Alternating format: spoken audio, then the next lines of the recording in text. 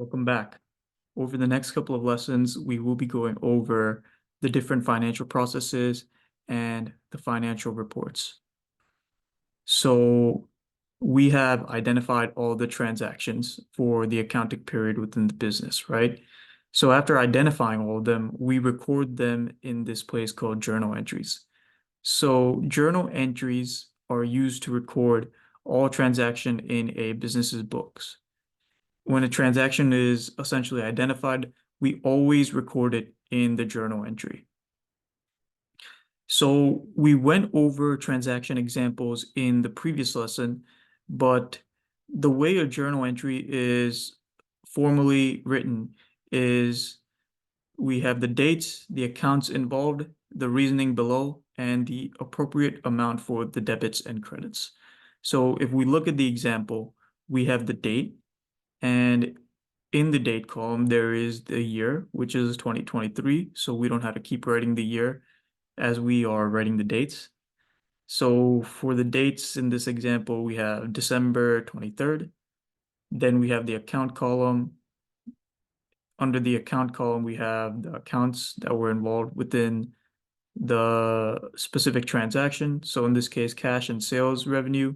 Under sales revenue, we have the reasoning for why the transaction occurred, right? So in this example, we sold a car to a customer. So it's as simple as that, really. And this is crucial because it shows us the reasoning behind why we recorded that transaction in the first place. And it keeps things very accurate and organized. But then after that, we have the debits and credits, and we typically put the debit entry first. So debit entry cash for $10,000, and then credit entry sales revenue for $10,000.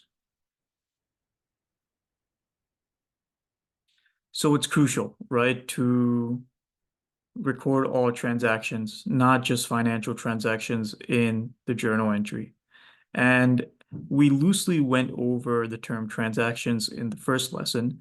So we defined a transaction as an exchange of or activities that exchange goods, services, money, and or assets between two or more parties. So this could be a very broad definition, right? So within transactions, there are different types of transactions that go on. We will go over some of the common ones that occur. So financial transaction is obviously going to be most of them. And these are the examples that we went over for the most part in the previous lesson. But we could sum it up as the exchange of goods, services, and assets for payment between two or more parties. In this case, parties being buyers and sellers involved within the specific transaction. So we also need to anticipate for other transactions as well, right? Since we are accounting for everything. So one of the other common transactions is a correcting entry. And a correcting entry is used to fix the mistakes made while recording transactions for accurate financial information. So it's important that we don't get rid of incorrect entries, but we fix them when found on the date that they're found. We essentially record the correcting entry, and this ensures that the financial information is accurate and reliable. So let's go over a brief example. So I'm in the previous slide now. So say, for example, we sold the car to a customer, but this transaction example here below is wrong. We did not get cash for $10,000. Essentially, what the customer is going to do is they're going to pay us at a later date, right? So now this entry is wrong. So what we do is we do not erase it. But say we found this mistake out on maybe December 25th. So then we write another entry, December 25th, in the date column.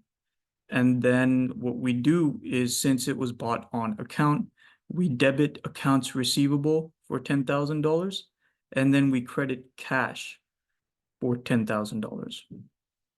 And the reason we are doing this is because we are trying to move the entry that was made in cash out of that account and into the accounts receivable account, which is the correct account in this circumstance.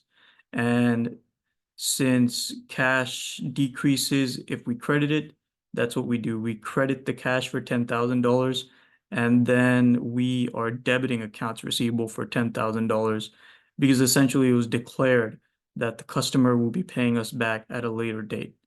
So that is how you would go about making a correct entry. So another typical transaction that we might need to record is an internal transaction. And this is essentially the transfer of supplies or assets between departments, payments of salaries to employees, or exchange of services that happen within a business. So maybe a common example is a transfer of supplies or assets between departments, right? Say we work for a bigger company. Say we are one department and we are getting office supplies from another department within the company. So what we would do essentially is we would record office supplies for, let's say the supplies were worth $5,000. We would debit that since it's an asset that's coming in. And we would credit an account called interdepartmental transfer, meaning that we credit that account since we are taking from another department within the business, right? So we would credit that account for $5,000. And another example is payment of salaries to employees, right? This is something that happens internally. So the example below is as such. We would debit the salaries expense for $8,000 because our employees performed a service, right? So now an expense has been incurred since they performed a service, we need to pay them. It's just the cost of doing business.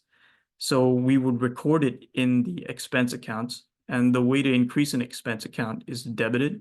So we debit salaries expense, and then we credit salaries payable for $8,000 as well. And the salaries payable account just signifies that, hey, we are allocating money, we're putting money aside to pay to our employees later on. So we owe them that money, so let's set aside this money. And it is marked as a liability till we pay our employees properly. So since this is a payables accounts are liabilities accounts, and to increase the liabilities account, we credit it. We've accumulated a liability uh, so far. So this is not, what do you say? This essentially the way we would take it out of this account is if we pay our employees, right? That is when we would record the transaction to take it out of the salaries payable account, in which case we would debit that. But that's going too far into the weaves of things. Let's just keep it simple for this lesson. And now that we are done with the journal entries portion, we will be getting into the income statement portion, and we will look at it in a little more depth. So thank you for watching, and I'll see you in the next lesson.